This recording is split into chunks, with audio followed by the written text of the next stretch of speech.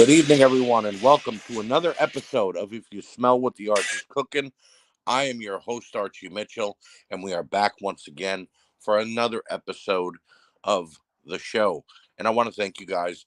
The last episode was dropped on Black Friday, so it's been a few extra days since I've been able to get an episode out. I want to thank you for your patience. I want to thank you for continuing to support the podcast. I am back once again, and this week, a little bit different of a show scenario here. We are going to go ahead and go into quick hits and talk about all the news that has happened in the last week and a half since I've been gone, since the Thanksgiving holiday.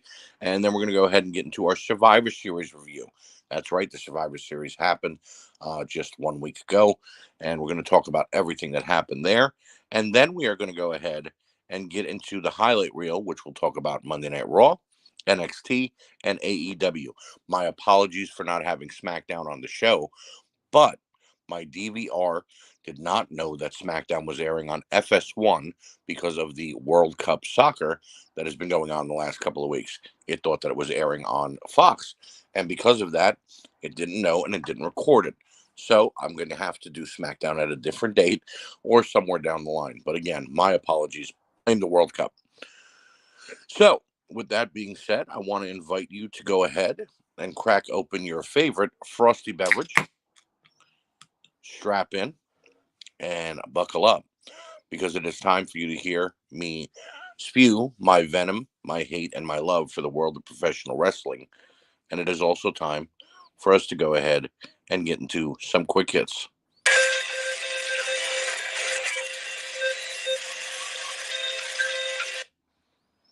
And our quick hits start off with Ric Flair. Ric Flair says he deserves 10% of Jeff Jarrett and Jay Lethal's AEW paychecks. Credits his last match with their career resurgence. Now, this is just Ric Flair being Ric Flair and obviously talking shit on his podcast, but he's been saying a lot of outlandish things lately, such as him not wanting to really walk away from the ring. Seeing Ricky Steamboat make a comeback is making him want to make a comeback. Rick, your last match was only a couple months ago. Stating that Charlotte Flair could wrestle for 100 years and still be better than any of the women on the current roster for any company. That's fine and well, but I don't think that she should wrestle 100 years, Rick, because then she'd be just like you. Um, and most recently, he mentioned that he was invited to the big 30th anniversary of Raw, or whatever you have you, the night before the Royal Rumble. But he was not invited to be in the Royal Rumble match, but that he'd be willing to put on his ring gear and be at the Royal Rumble. Rick, not everything has to do with you in wrestling. I love you. You are a god in wrestling, yes. But it's time to pack it up. I understand that you may be needing money. I understand that you are trying to stay in the spotlight. But you definitely don't deserve 10% of Jay Lethal or Jeff Jarrett's AEW paycheck. Yes, they were in your last match, but that does not mean that they deserve to pay you anything for doing so. You could have gotten anybody to be in that last match. I guess you deserve 10% from Andrade. Oh, wait, he's your son-in-law, so we can't bother him, right? Just a lot of BS lately from old Ric Flair, and I mean that when I say old Ric Flair, because he's not the Ric Flair that I remember even 5 years ago. Number 2, Thunder Rosa stripped of the AEW Women's title.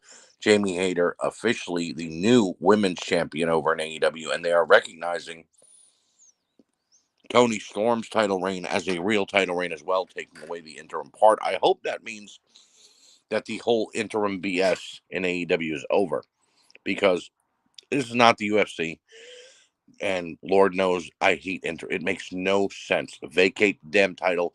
You love tournaments. Hold a tournament or put the number 1 contender and the number 2 contender in a match with each other. All you did was, by prolonging Thunder Rosa giving up the belt, was make your company look like more of a joke than it already is. I'm very happy for Jamie Hayter. I think she deserves the success. Toni Storm's title reign was a little lackluster. It was blah, in my opinion. And I hope that Jamie does not become overshadowed by Britt Baker. And even if she does slightly, it's made into a storyline. So congratulations to Jamie Hayter on being named the new AEW Women's Champion. Number 3, Preston Vance, number 10 from the Dark Order, turned on the Dark Order and finally joined Rush's stable, Los Inglenobles, on an episode of Rampage. I thought Preston Vance is a great wrestler, and I liked him in the Dark Order, not just because it was, where he belonged, but it gave him a chance to highlight himself. I don't think going with Rush or Rush or whatever you want to say his name is. It's spelled Rush. It's Rush. Okay. But I'll call him what they call him on TV, Rush. And I don't think him being there is going to do anything. Andrade is suspended. I don't think he's coming back to AEW. So Los Ingobernables is no more without Andrade, in my opinion. And I think that 10 turning may have been a bad move, especially since they're saying he broke -1's heart, and him doing this to -1 was terrible. I get it. They were close, and he was there for him when Brody Lee passed away. But if they're going to drag -1 into the storyline, it's going to bring this man's career down, whether he's a face or a heel or whatever have you. It just makes no sense whatsoever. But good for him for branching out and getting away from the Dark Order. Dark Order now down to 3 members. Evil Uno, John Silver, and Reynolds. I think we might see curtains for the Dark Order in AEW, in my opinion, because Preston Vance was probably the only really big star they had. If he's going to become a big star in AEW, good for him. But if they're going to flounder him and just, keep him on dark and elevation and all that crap, bad move. Bad move. And number 4, Scripps debuts and Dominic Dijak returned to NXT. This was on last week's episode, obviously, and very happy for Dijak. But I will say that he looks like he is the illegitimate love child of the big boss man and Braun Breaker, because he's got the same black spiky hairdo and goatee that Braun Breaker has, and he's wearing the same aviator cop sunglasses and talking about justice the same way the big boss man did. His new look is a little weird. I don't know that I understand his storyline really, but I'm happy they took the damn mask off of him, and I'm happy that they're giving him another opportunity. And it being in NXT so he could rewrite his career a little bit in the WWE, I think it's for the best. He attacked Wes Lee on his debut. I don't know if that means he's going for the North American title, but it seems to me that he's going after anybody and anything over in NXT. And as far as script goes, or scripts, man, you took a storyline that started with such promise and, a lot of everybody going, hey, who the hell is that? Who is this going to be, some badass guy? And then you put Reggie in a dollar store cyclope mask and outfit and allowed him to do his same flippy shit while still being able to tell who the hell he is through the damn mask. What is up with WWE putting guys in mask who don't need to be in mask and renaming them, but taking mask off guys who have had masks their entire careers, except for Rey Mysterio? Andrade Sin Almas came in with a mask. They took it off of him. Sami Zayn came in as El Generico with a mask. They took it off of him. Other luchadors have come in and they've took it off of him. But here we have Axiom, who was formerly a kid over in NXT UK, and you turned him into a, mathematician luchador, and now Reggie into this Scripps guy. I don't get it. I really don't. He debuted, though. He had a decent match. He got the win.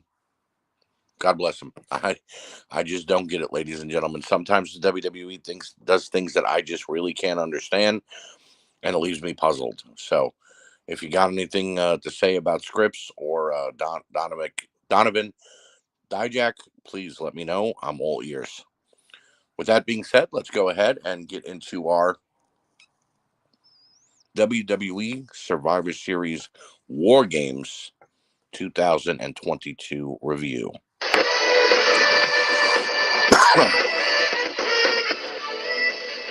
And just a reminder, check out all the great shows here on WrestleNet Radio, such as A Slice of Time, the year that was, Mark's Indie Spotlight, WCW, the We Can't Wrestle podcast with myself, Nate Maxon, Mark Brew, and Aaron Maxon. All a bunch of great shows. I implore you, make sure you check out everything that we here at WrestleNet Radio have to offer. And going into our WWE Survivor Series War Games review, the opening video package featuring Ozzy Osbourne was awesome. And I mean, it really got me hyped. I'm like, they got Ozzy. I do, however, wish the War Games cage had a top on it, but I guess this is WWE's version, not WCW's version. We open up the show with the women's War Games match.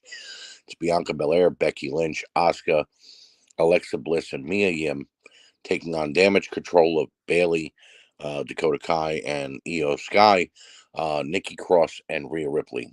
Seeing Rhea Ripley do pull-ups on the little cage that she was in was fantastic. Great job by the WWE having her do that, or if she did it on her own, great way to build herself up. This match was all over the place, even right from the beginning. The women coming in after the countdown were more worried about using weapons than actually fighting.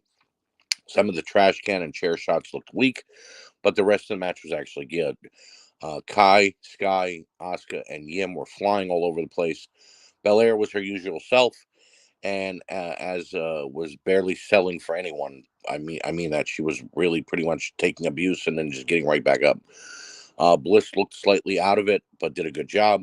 And Ripley and Lynch were fantastic and definitely the cornerstones of both teams. Becky's top of the cage spot was really good, and Team Belair got the win. Not the best, but certainly a passable War Games match. We then go to the ring for AJ Styles taking on Finn Balor. These two put on a classic and a true back and forth matchup. Styles held a good advantage, but Balor kept coming back. I enjoyed everything both of these guys did, and I think this was better than their first encounter a couple of years back. Balor's escape out of the calf killer was brutal, and when he went for his reverse suplex multiple times, AJ just wasn't having it. Styles picked up the win after a big, phenomenal forearm and ended what I consider match of the night. Then we go to what I consider the shits of the night. It's Ronda Rousey taking on Shotzi. This was bad on so many levels, and I mean, it made the women's match at Full Gear look like five-star classics. And you know how much I hated those. Both Ronda and Shotzi had no chemistry, kept botching, and got the crowd out of the show. Rousey got the win, and I'm just glad it didn't last longer than they wanted to. You know what I mean? It was like 10 minutes, and it was the worst 10 minutes they could have had. Side note, Ronda Rousey once again has nuclear go away heat. The fans are booing her because of her, not because of her character. They're booing her because they don't want to see her anymore. And of course, she's got that same shit-eating grin and that attitude. Oh, it's wrestling. What do you care? You know, I hate that about her. So it's really, really bad. Rollins, Lashley, and Theory then had a three-way for the United States Championship. All three went all out the entire match, and I liked it. Nothing worse than a triple threat where it's throw one guy out and two guys have a matchup. No, this wasn't it. All three were going at it. Lashley looked strong and fought with all he had. Rollins continues to be the best guy in the roster and on Monday Night Raw, and Theory has been resurrected, in my opinion. The Falcon's arrow spear spot was perfect and was perfect to allow Theory to steal the win here. These guys got 20 minutes. They should have gotten 30, but it was fantastic to see everything that went on in this matchup. The continued storyline going on all night about Sami Zayn turning on the bloodline because of what Kevin Owens told him on SmackDown the night before was done excellently. Was the right amount of drama, and I had doubt going into the match because I really was wondering, was Sami going to possibly not show up or turn or what? It really made me question what was about to happen. And then we go to the men's War Games match. That's right. There was only 5 matches on this whole card. I thought when I did the review of the card and my predictions that they might have been adding something, but no, they stuck to 5 matches. Brawling Brutes, Owens, and McIntyre taking on the entire bloodline. This was the exact opposite of the women's match. Even though weapons got brought in, it was done organically. Everyone involved put up a great fight, and my hat's off to Ridge Holland, who took the most abuse. Sheamus, Owens, and McIntyre are all serious contenders to Roman's title. Solo's become a driving force in the bloodline, and Zayn is keeping them all together. The ending with KO, Roman, and Sami was executed perfectly. The low blow and haluva kick was a throwback to their past issues, even dating back to Ring of Honor. And the bloodline winning might have been the right choice here. I know I said that they should have let Sheamus win to maybe set him up for a title match, but I got to be honest here. Jey Uso pinning Kevin Owens to win War Games gives, excuse me, It gives Jay credibility. It gives the entire bloodline credibility as being the best damn thing on the show. And Sami Zayn sticking with the bloodline, it just makes for good TV. All in all, Survivor Series was a great WWE pay-per-view or premiere live event. Considering it was only had 5 matches. Only the women's title match was bad though. The rest was great. Giving this a 4.5 out of 5. Very well-rounded show. I enjoyed it thoroughly. Thank you, WWE, for giving us the War Games at Survivor Series, which is something the fans have been calling for quite some time. So, with that being said, we have one more little thing we got to do here, and that is the highlight reel. So let's go ahead, take a look. And another quick reminder, please, ladies and gentlemen, I ask that you go ahead and check out my new podcast with my buddies. It is called the Nothing But Trouble Podcast. That's right, we did rename it. And it is myself and 7 lifelong friends. We've known each other since the crib. And we are talking about all things. Yes, wrestling is involved sometimes, but we are talking about movies, TV, food, music, sports, conspiracy theories, you name it. The first show just debuted this past Wednesday. I want to thank everybody who gave us some reviews already, such as Ronell Tinsley, Jason Joseph, and Bobby Anders. And I want to thank you guys for your support on this podcast as well as that one. It really means a lot. So go ahead and take a look if you haven't already. And I just keep enjoying all the content right here on WrestleNet Radio. So now we go into Monday Night Raw for the highlight reel. And number 1, Becky Lynch and Bayley's opener and their brawl. That was a throwback, in my opinion. Them fighting up the aisle and going into the merchandise, stand. It was a real nice throwback. We haven't seen that in quite a while. Number 2, Judgment Days versus the OC. This was originally Rhea Ripley taking on Mia Yim, but then, the match got wonky and they decided to make it a 4-on-4. I liked it. I thought it was great. And I think having the OC go over is the right move here because you want the Judgment Day kind of battling from underneath and, pushing them a little harder towards Royal Rumble season.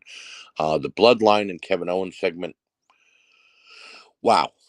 Kevin Owens telling Sami Zayn that he no longer wants anything to do with him. He doesn't want to be a part of anything he's got going on was just like heart bending. Wow. And Jey Uso and Sami Zayn putting their burdens behind them. Great to see. And then it made us our main event, which is Jey Uso versus Kevin Owens. But also the Street Profits and Alpha Academy had a banger of a tag match. It was great to see the Street Profit back. They were, gone for a little while doing with Montez's injury and everything. They and the Alpha Academy had another great matchup, and I think they deserve a round of applause. And then we go to our main event. It's Kevin Owens taking on Jey Uso. And what more can I say about these two other than what chemistry? Unbelievable. It's like they've been in the ring multiple times with each other. You know what I mean?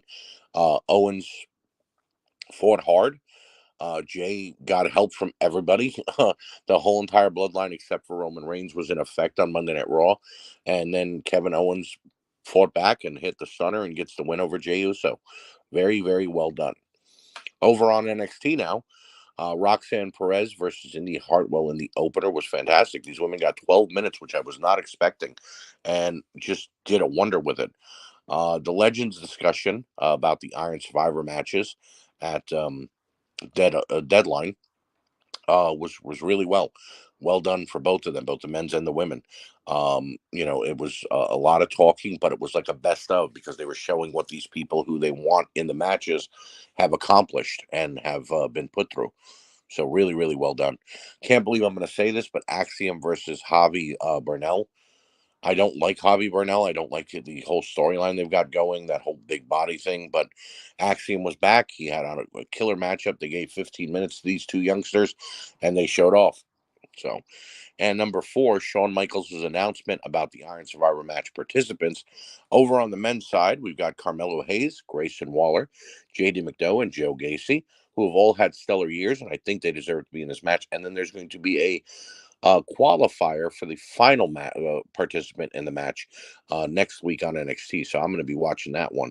And then over on the women's side, you got Cora Jade, Roxanne Perez, Zoe Stark, and Kiana James. Now, Except for Kiana James, the other three women I think deserve to be in this matchup. I think because Kiana got a win on NXT the same night that they did these announcements, they felt like they needed to put her in. But whatever the case may be, I ain't gonna, doubt what Sean and the rest of the Legends thought or whoever booked this thing. And yes, they will also have a qualifier match next week to put the fifth member of the women's side in as well. NXT was good, but it wasn't great. There was a lot of rushed matches, a lot of rushed segments backstage. So these were the top four, obviously. And then we go to AEW Dynamite. And Adam Page returns and has a brawl with Jon Moxley, which I'm glad to see Page back.